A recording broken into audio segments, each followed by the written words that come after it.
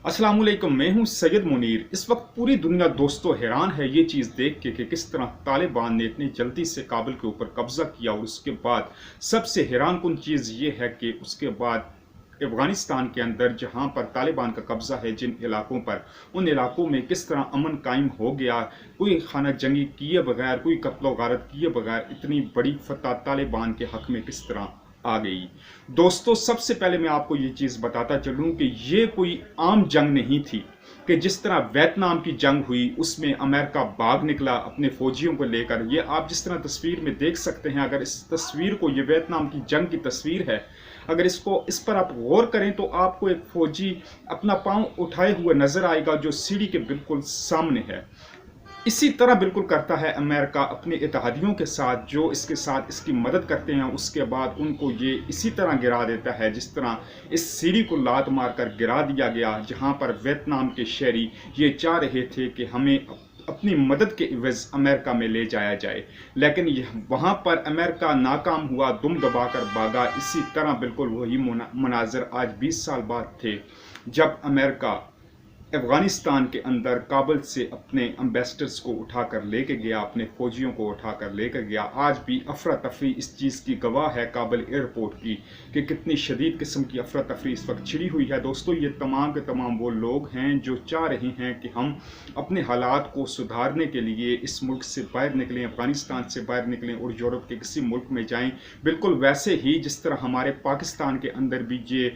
Craze मौजूद है कि तमाम के तमाम लोग यूरोप में जाना चाहते हैं तालीम हासिल करने, पैसा कमाने के लिए। इसी तरह ये लोगों की जो रश लगी हुई है, कुछ लोग इसमें से अमेरिका के इत्तेहादी हैं और बाकी वो तमाम लोग हैं जो ख्वाहिशमंद है यूरोप जाने के, अमेरिका जाने के, अपने माली हालात को दुरुस्ती करने के लिए। दोस्तों बात ये चल रही थी कि ये कोई आम जंग नहीं थी जो अफगानिस्तान के अंदर लड़ी गई। पिछले 20-22 साल से ये जंग लड़ी जा रही है। इसको आप ये ना सोचें कि ये वियतनाम की जंग जैसी एक जंग थी, बल्कि ये एक तेजी से बढ़ती हुई तहजीब के लिए जवाल की जंग थी। उसका जवाल था उस तहजीब का जो अमेरिका जोर ज़बरदस्ती, जो तहजीबी तौर से जो कमज़ोर माशियत हैं, जो कमज़ोर ममालिक हैं, उन पर अपने जो फेक या जो जाली अखलाकियात हैं उनकी आड़ में उन मुल्कों पर यह नाफिज करना चाह रहा था। इस तहजीब को अपनी तहजीब को इन ममालिक पर नाफिज करना चाह रहा था, जिसकी प्लानिंग के ज़रिए ये तमाम इसकी जितनी भी तहजीब थी ये मिडल ईस्ट से होकर अरब ममालिक में जानी थी। और ये अफगानिस्तान उसकी एक कड़ी थी जो इनकी रिपोर्टों से पता चलता है। दोस्तों इसमें अमेरिका का इतना नुकसान हुआ कि ये एक तेज़ी से बढ़ती हुई तहजीब की बालादस्ती का मुकम्मल ज़वाल का दौर है। ये बिल्कुल उसकी तहजीब को निस्तो नाबूद कर दिया है तालिबान की फतह ने अफगानिस्तान के अंदर, कि जिस तरह वो चाह रहा था कि वो अफगानिस्तान से होकर मिडल ईस्ट और अरब ममालिक में अपनी तहजीब को यानी डेमोक्रेसी को नाफिज करेगा। ये इसके ख्वाब आज इस हकीकत के बाद चिकनाचूर हो गए हैं, जिसके बाद तालिबान ने अफगानिस्तान पर कब्जा किया, अपनी हुकूमत को कायम किया और दुनिया को अमन ला कर बताया कि अमन किसे कहते हैं और किस तरह अमन लाया जा सकता है। क्योंकि ये वो तालिबान हैं जिनके पास दीन इस्लाम के उसूल हैं, और दीन इस्लाम के उसूल वो हैं जो आपकी कामयाबी में 4 चांद लगा देते हैं। हमारे मसाइल यही हैं कि हम इस वक्त तक तरक्की क्यों नहीं कर पा रहे, क्योंकि हमारे अंदर ना इस्लामी माशरा है, ना हमारे अंदर डेमोक्रेसी है। हम गड़मिट मिलावट की एक निज़ाम के तहत ज़िंदगी को गुजारने पर मजबूर हैं, जिसमें आप ये कह सकते हैं सच और झूठ की मिलावट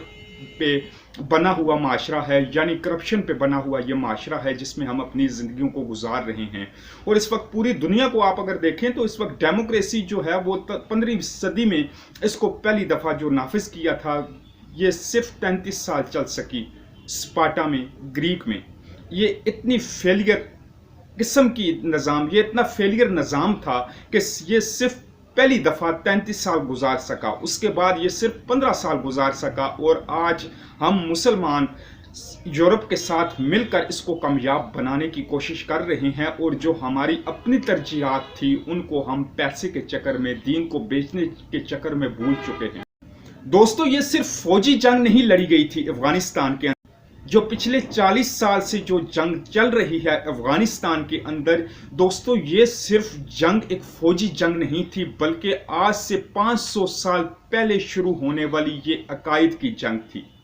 ये वो अकायद की जंग थी जो ईसाइयों और मुसलमानों के दरमियान जो आज से 500 साल पहले शुरू हुई और आज तक ये आप देख सकते हैं कि जो इसका इंजाम आज 2021 में अफगानिस्तान के अंदर पहुंचा। दोस्तों हम उस दौर के आगाज में खड़े हैं जहां पर जमाना एक दफा फिर दीन इस्लाम के जोबन को देखने के लिए अपनी बेलबाएं फैलाए मुंतजर है। दोस्तों ये वो दौर है जहां से दीन इस्लाम का एक दफा फिर गलबा शुरू होना है, क्योंकि सरकार नबी पाक सरकार सल्लल्लाहु अलैहि वसल्लम की हदीस मुबारक के मुताबिक से काले झंडे वाले खुरिसान से उठेंगे और वो ही झंडे जाकर एलिया में बैतुल मुकद्दस में गाड़ दिए जाएंगे। दोस्तों ये वही काले झंडे के हवाले से तस्करा है, क्योंकि इस वक्त बहुत बड़ी बहस जो छिड़ी हुई है इस वक्त अफगानिस्तान के अंदर, क्योंकि वो झंडे को रद्द कर चुके हैं जो अफगानिस्तान का साबका झंडा था। और इस बार जो आपने देखा है सफेद झंडा जिस पे कलमा शरीफ लिखा हुआ है, वो झंडा इस वक्त अफगानिस्तान के अंदर सरकारी तौर पर लहराया जा रहा है। ये सिर्फ और सिर्फ इस वजह से क्योंकि सरकार नबी पाक सरकार सल्लल्लाहु अलैहि वसल्लम सिर्फ दो झंडे यूज किया करते थे, इस्तेमाल किया करते थे। एक काला झंडा, जिस वक्त जंग का दौर होता था तो सरकार काला झंडा लेकर चलते थे, और जिस वक्त अमन का दौर था तो उस वक्त वो सफेद झंडा होता था। और इन दोनों झंडों में उसी तरह कलमा तहरीर हुआ करता था जिस तरह आज अफगानिस्तान के झंडे पर कलमा तहरीर है। इसी वजह से दोस्तों अभी अफगानिस्तान के अंदर ला इलाहा इल्लल्लाहु मुहम्मदुर रसूलुल्लाह सल्लल्लाहु अलैहि वसल्लम का झंडा तालिबान इस वक्त चाह रहे हैं कि वो इस वक्त साबका झंडे को रिप्लेस कर दिया जाए, क्योंकि ये सरकार सल्लल्लाहु अलैहि वसल्लम की सुन्नत है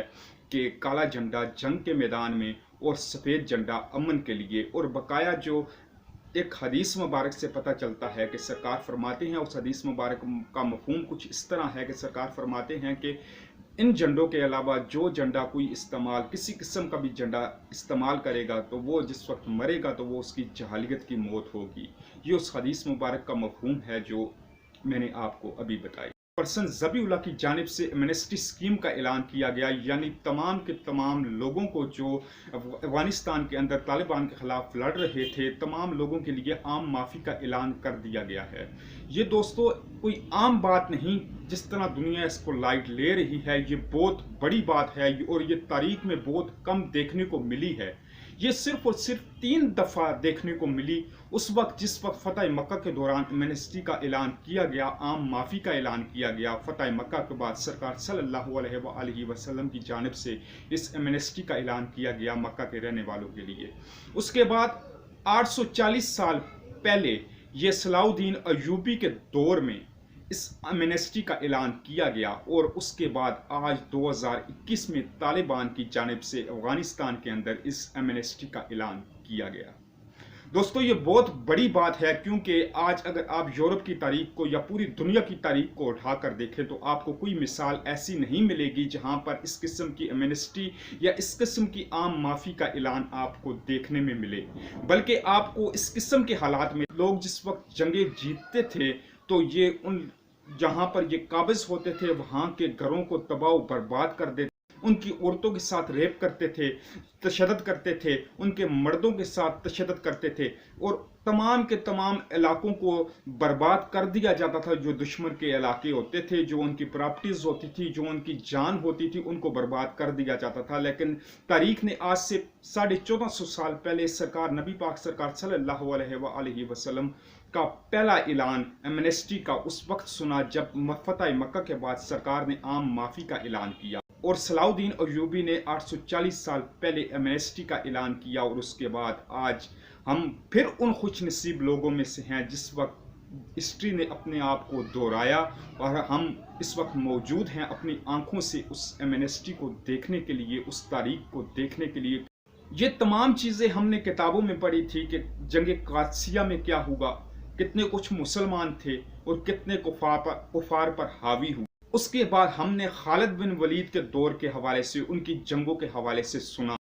कि कितने मुट्ठी भर मुसलमान थे और कितने कुफार पर हावी आए। اور آج ہم نے اپنی آنکھوں سے یہ چیز افغانستان کے اندر دیکھی کہ کتنا 70,000 کا 65,000 کا ایک جتھا، جن کے پاس کچھ بھی چیز موجود نہیں، جن کے پاس کوئی ٹیکنالوجی موجود نہیں، جن کے پاس کسی قسم کا کوئی ایسا ہتھیار موجود نہیں جس پر وہ بڑے پیمانے پر تباہی مچا سکیں، یا جن کے پاس کسی قسم کے ایسے ریسورسز موجود نہیں جن سے وہ لڑ سکیں، لیکن 3 سپر پاورز کو دھول چٹوا کر افغانستان کی سرزمین چھوڑنے پر مجبور کیا۔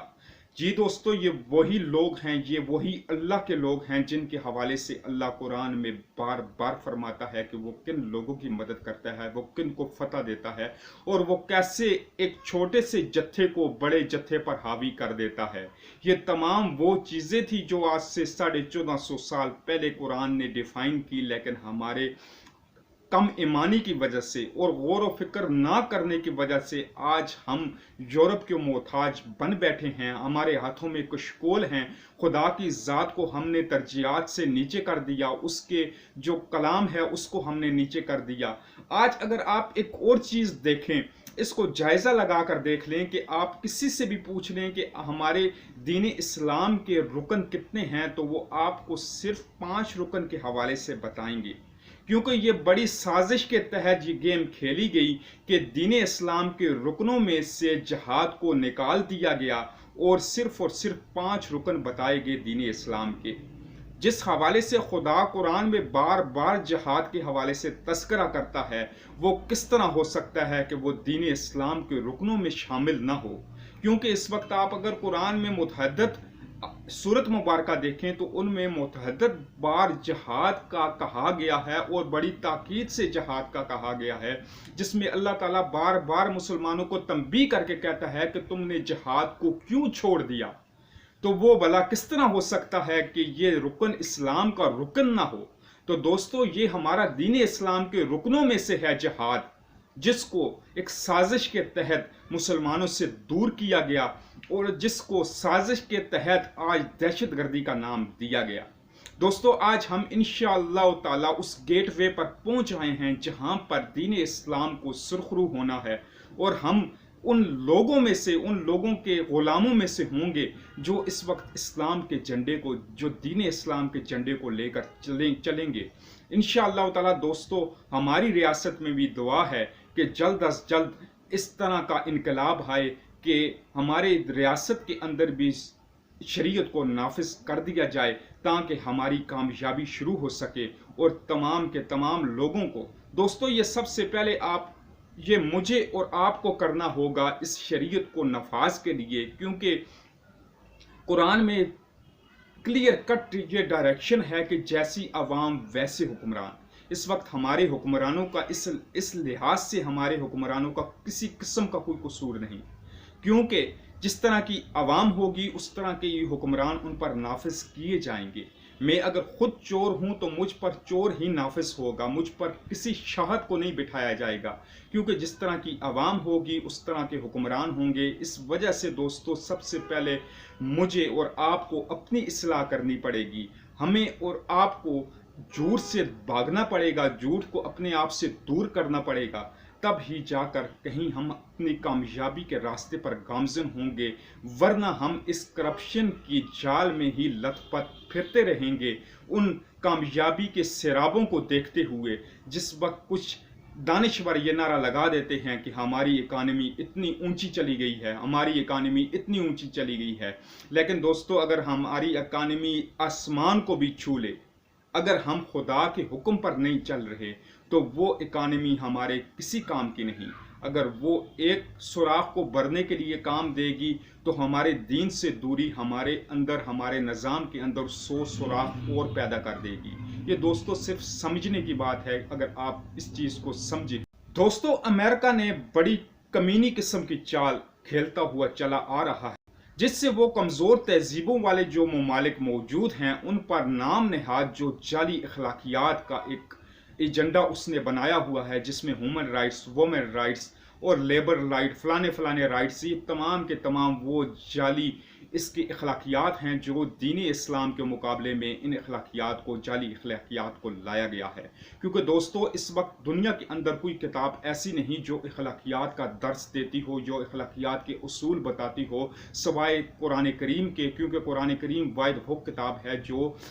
اخلاقیات کے اصولوں کو واضح بیان کرتا ہے اور واضح بیان فرماتا ہے۔ لیکن امریکہ نے یہ تمام کا تمام کھیل رچایا ہوا تھا کہ